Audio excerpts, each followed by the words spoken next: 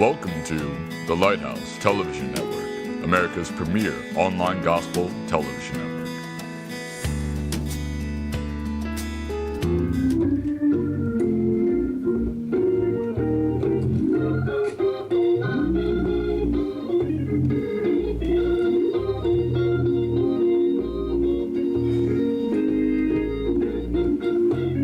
Welcome to the Lighthouse presentation of The Storm, a scripted case study of the Johnson Equipment Company employees, families, friends, the owner, and their families. The host and co-host with special guests will identify and encourage the people to take the path to go around the storm, or through the storm, or let the storm passes over. Many of us are experiencing pain and suffering, disappointments, heartaches, and financial ruin. Life has dealt crippling blows to our future happiness and security. We feel that life is so unfair. I agree. We do all the right things and make all the right sacrifices in an effort to succeed in life. Yet life keeps throwing fiery darts at us. We become educated, secure good jobs, work hard, and raise beautiful families. Then one day, usually without prior warning, the storms of life will blow into our lives and turn them upside down. Difficulties become overwhelming as questions invade our hearts and minds. Uncertainties test our perseverance. We cannot seek a light at the end of a very dark tunnel. We find ourselves in situations where darkness deepens and we do not know where to turn. Storms are a fact of life, such as serious illness, disease, accidents, catastrophes, unemployments, loss of retirement savings, death, loneliness, hardships, and personal problems, to mention only a few examples. How do you weather the storms of your life? Now, here is the storm. At one time, he was wondering whether he should say anything to the family about it. Now, I guess he chose not to. But then, of course, the family still didn't like him. They didn't get along. Now, just the fact that the stepmother and the father, the grandparents, didn't take up time with their grandchildren seems hard. It seemed like Thomas White, probably the same thing that was going on the job with it being a hard taskmaster. I guess he might have been a hard taskmaster at home, or a hard personality to deal with people. He didn't seem to have a people personality, did he?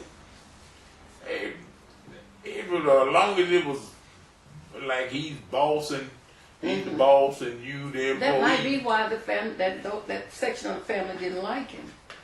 And he needs some biblical counseling to soften him up about family and about loving your neighbor as yourself. Okay, well, he could have had more people skill. He didn't have any people skills. That's why he really needs anger management, and he needs to know about the love of God. I like the part that he and his wife are praying together about the grandparents that don't observe his children and everything, but it could have been that they just couldn't take him. They couldn't take him with a grain of salt. His personality was just so They never liked him, and I guess they're not going to ever like him. Because they just say some people get, and some of the storms in his life was, one of the things was he should have been worried about was his wife is going to leave him or not for the infidelity. And then if she left him, child support. And then another thing to think about was, if he loses how was he going to support him when he got the boot? When he got laid off or fired, how was he going to support the family? How were the kids going to go to college? And there he is, right in the middle at how old? 49 years old. 48 years old. 48 years old, almost 45 50. years old, excuse me. 45 years old. And just a lot of things coming in your life.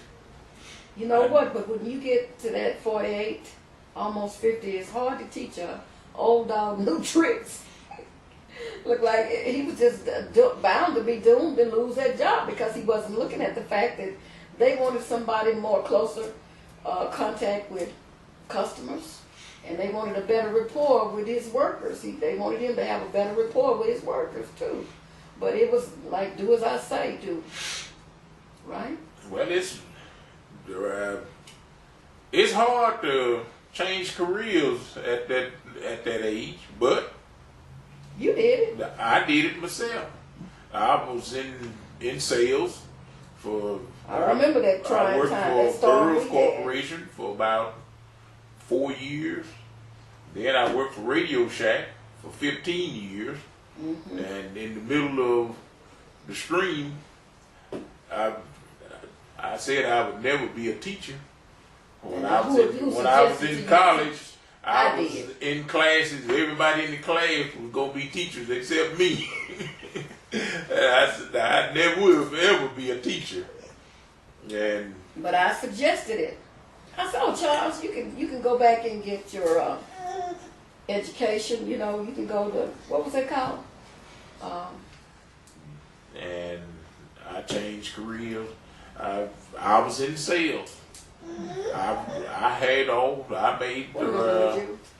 had all want kinds this necklace of on you? awards. I had about 10 or 11 sales cups where just say it used to be if you sold $75,000 in sales, you could get a mug. Then it went up to $100,000. Then it went up to $150,000. Then it went up to $200,000. And I was getting mugs. I got about 8 or 9 mugs. They got the amount of money that I sold. And my last year, I think I sold nearly $250,000. No, we're not That getting was any more. personal sales myself. And I won a cruise to the Bahamas. I won a skiing trip to Durango, Colorado. Just say on some of the awards that I did while I was in sales, and I was going along. Just say I was content. I've been doing it for 15 years, and I got this manager that he was talking crazy. I called, went on vacation. I called him before I went, set up, told him what I was gonna do. I think I sent in the paper. We can live with it. I can live without it. And that was my last words I told him. I didn't curse him out. I just told him if you can live with that, I can live without it. And I went on, and before I got my teacher's certificate, I subbed for a year to see kind of how I would like it. And then I got into the alternative certification program, and I was going to college, taking some college courses. At night after school, I was working as a teacher during the day, and I was going to college at night. And I had to go through 47 years old, change from one extreme to another extreme. Now, was there any storms that you have any, as far as you can see? Yeah, some of those tests were some whoppers. I had to take one. I think I took one twice or 3 times before I passed it. And that last test, this one was for ESL certification. They were saying that everybody needed to have ESL certification. So I went and got the studied for the test, and I went and took the test. We prayed that night before I took the test, and I went in. They were saying it was going to be 150 questions or something. I think it was 75 questions. Got my ESL certification. So he could, Thomas could change careers, even though sometimes it seems hard. It seems hard. Because some of those tests, like I said, I had to take them 2 or 3 times before I passed them. I know that I got her mom prayed for me on one test, and I was telling a co-worker about her mom praying for me, my mother-in-law praying for me before I took the test.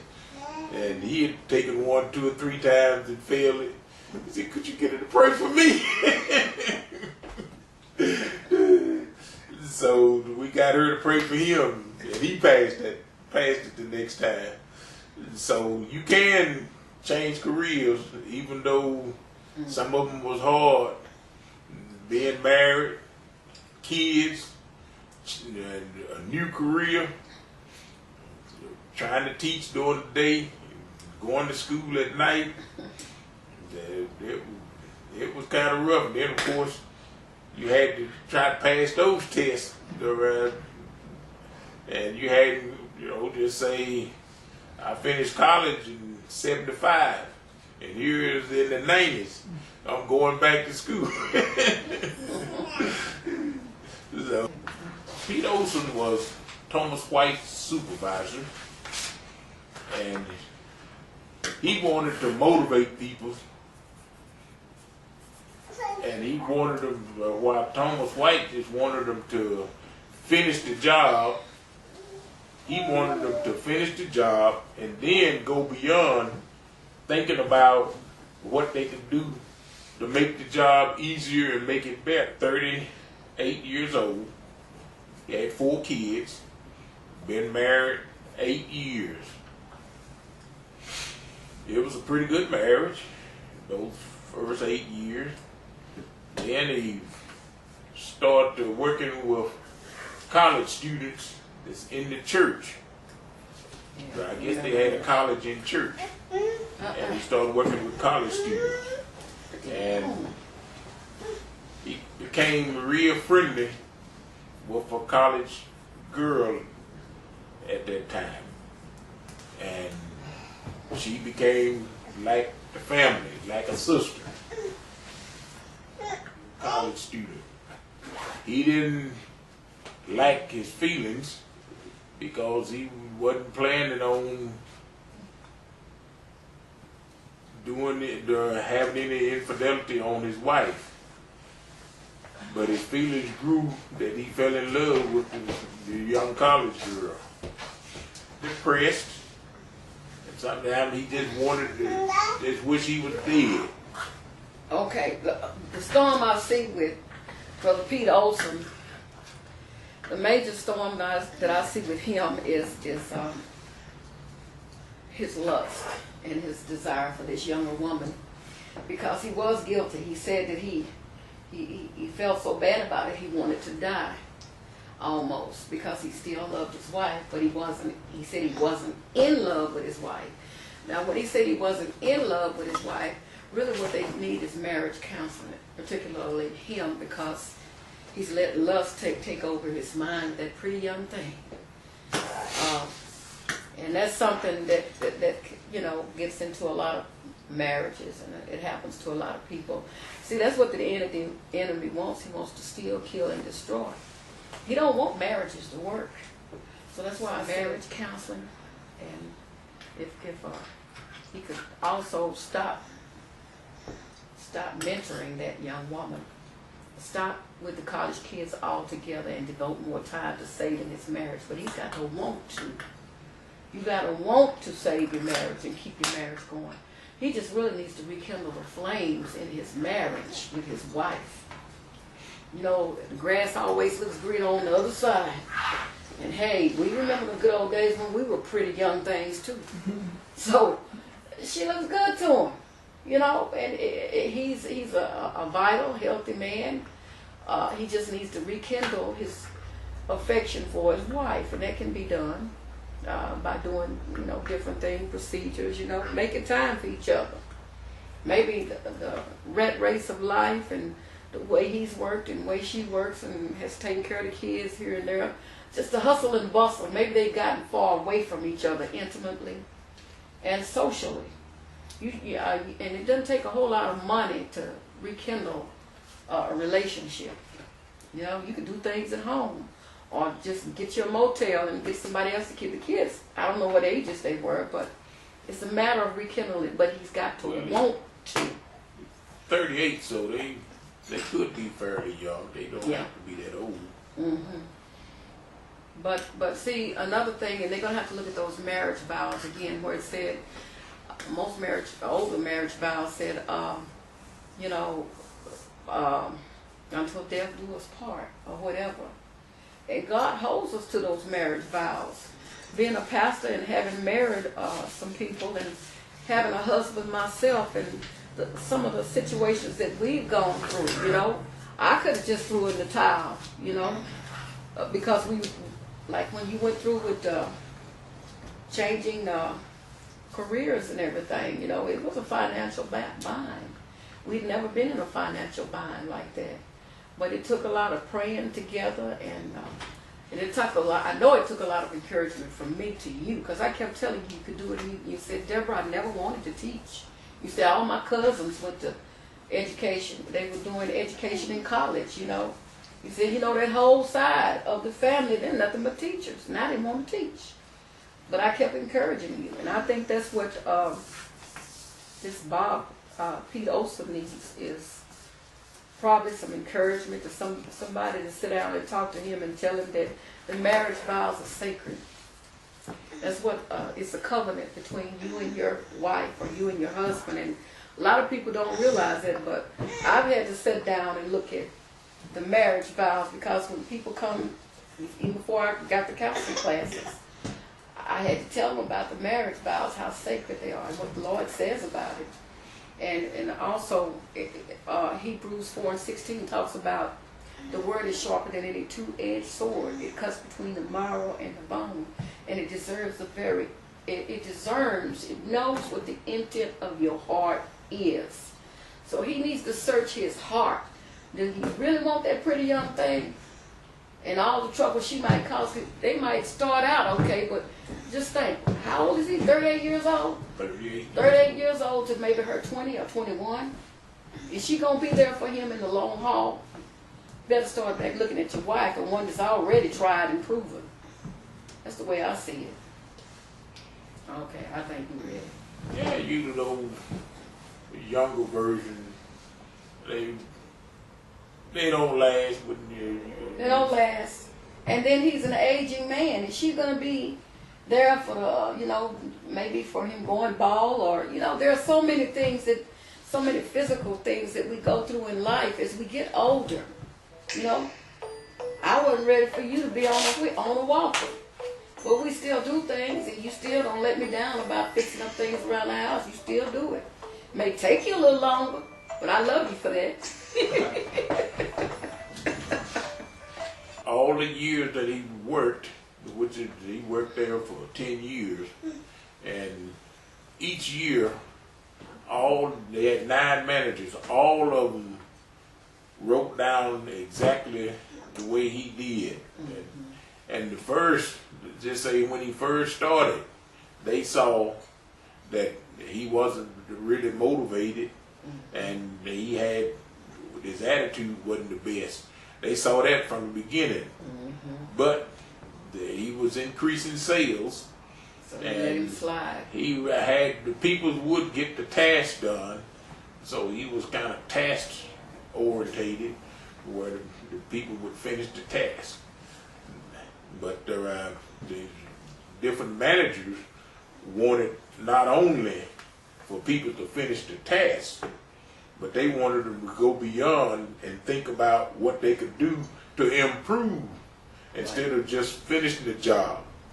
They wanted to improve what they could do better, and how they could even increase sales even more.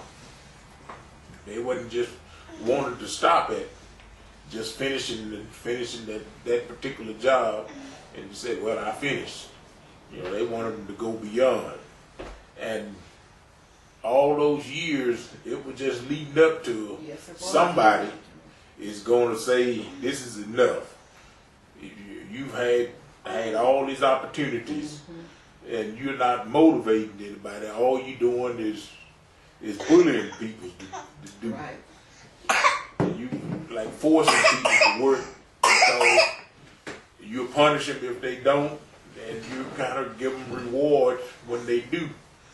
And people, you know, they will work for a while under that strain and Under that pressure, mentality. but you're not going to have happy employees. There you go. They're not going to be happy when somebody's bullying them all the time. On that note, I think about when you were at Radio Shack all those years, you know, people looked you up, customers that, especially when you were at the Kingsland First Street store, you worked there for how many years as a Radio Shack manager? I worked there probably about Well, you had people 4, 5, that come in 6 and they years. appreciated your realness in telling them about the products. You didn't just try to sell them something because you had a quota to make. They appreciated your honesty. well, my And my also- attitude was don't lie to a customer. Right. Because if you ever lie to someone, they catch you in a lie, they're not going to believe anything else you tell them. And they're not coming back for you. And to I sell told them all something. my employees, if you don't know something, tell them, I don't know. I will find out. But with all that caringness for those employees and for those patrons or customers, you were transferred after the Kingsley store to Wynwood store. People came over there looking for you. They found out that you were gone at First Street in Kingsley and Garland. Yeah, People well, knew you. People started looking for you because of that genuine personality that you had and that you know, truthfulness to tell them the truth. I've had customers that come in, they have a product and said it's not working, and I take them to check it out, and they doing something wrong, and I show them that the product is working, and I always tell them, say, you know, I can't stand pain. If you twist my arm, I'll sell you a new one. But this new is working fine. And they appreciated that honesty. And when something happened, when they stopped, they would come back to me. You were a people person. I had customers that would pass up 6 Radio Shacks to come to my store. Their attitude, They're gonna ask for it all now. On this new they gonna employee. get everything out of the Gonna get it all person together. instead of just one thing, instead of just sales. They gonna get the other side where the employees will go that extra mile instead of just trying to finish one task. They thinking about this when they finish this task, what's coming beyond on the next scope. The next And I- person that's coming up is really gonna be a good motivator because they're not gonna put up with anything less. They feel like they wasted enough time with him. And they told him from the get-go he needs to be a people person. But no manager could get him to change his attitude. Then I think some of the people probably liked him, but then most of them just tolerated him because he was a tyrant. He just ruled the iron fist.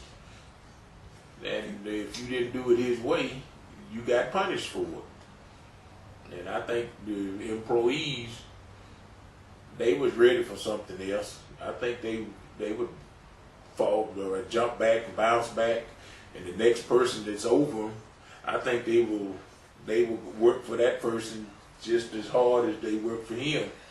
You know, I taught for 29 and a half years. And there were a lot of different teaching trends going on. And every time they changed, we had to go to different staff development meetings and different trainings to learn the new steps for teaching. We couldn't do the old steps anymore because they were coming in to evaluate us every year. And the evaluations were ongoing for the whole year, and then you had your final evaluation, you know, and you wanted to make a good score so that you would be hired for the next year. So if I didn't change my ways of teaching, I was out of there. And that's just the way it is in the real world. That went along with when I was working in retail. Just say when we got a new manager or somebody above us, whatever they decided, what the way they wanted to run things, that's the way that we had to change the store. You have to change. Just say one Change with person, the times. one person didn't want anything hanging from the ceiling. Right. We changed the upper management. That person liked things hanging from the ceiling. So now we got everything hanging from the ceiling. Wow. And just every time that we came up with a new management, we had to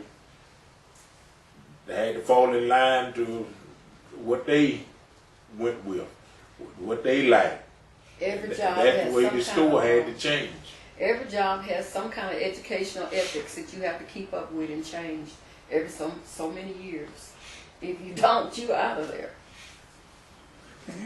And Thomas White wasn't up for change. He just wanted it his way all the time.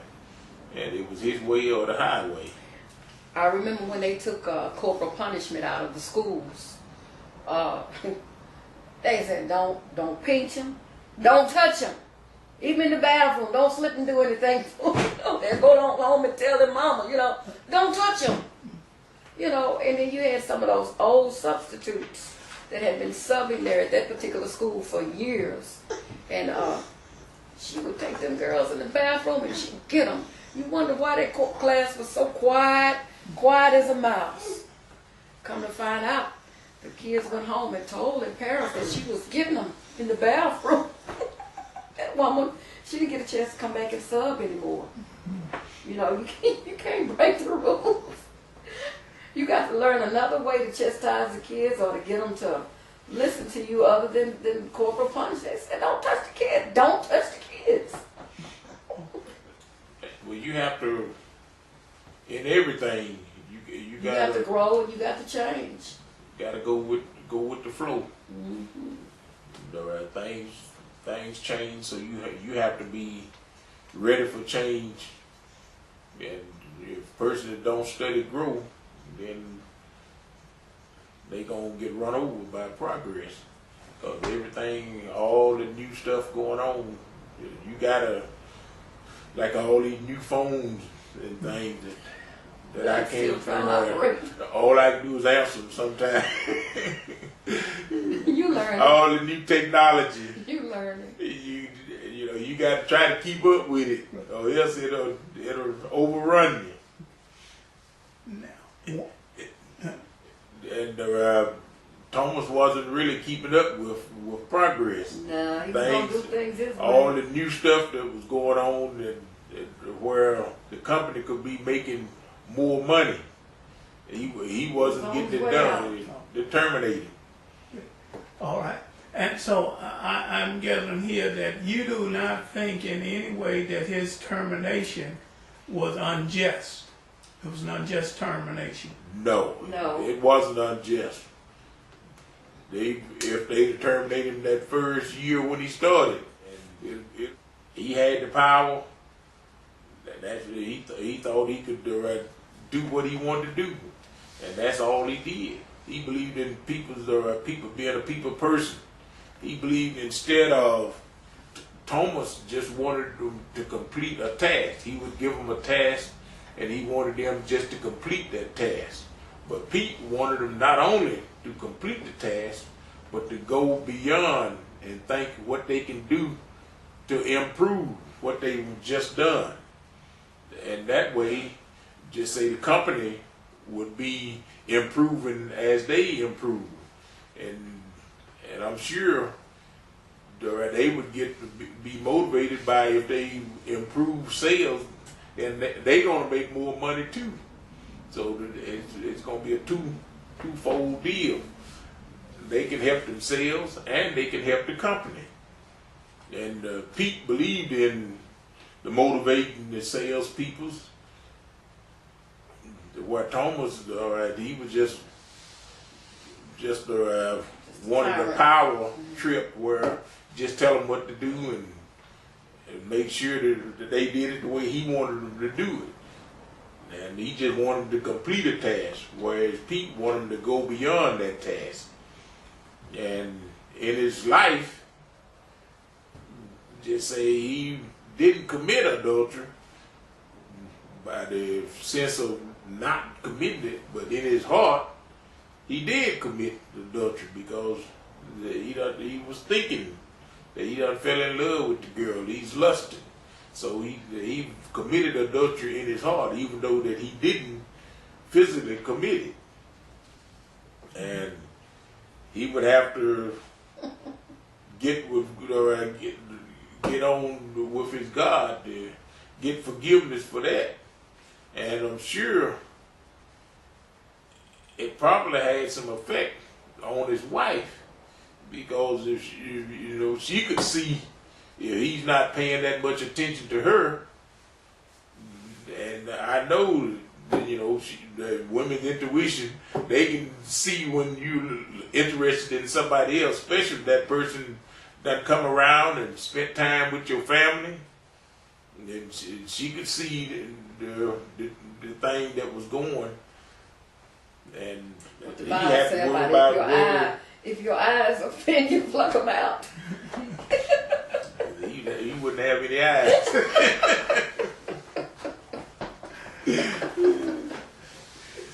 So he's going to need counseling, where try to get back on the right road, try to get that lust out of his heart. So there was some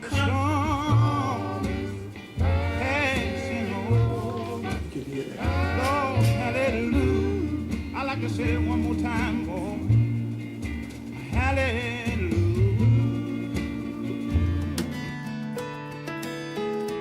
Welcome to the Lighthouse Television Network, America's premier online gospel television network.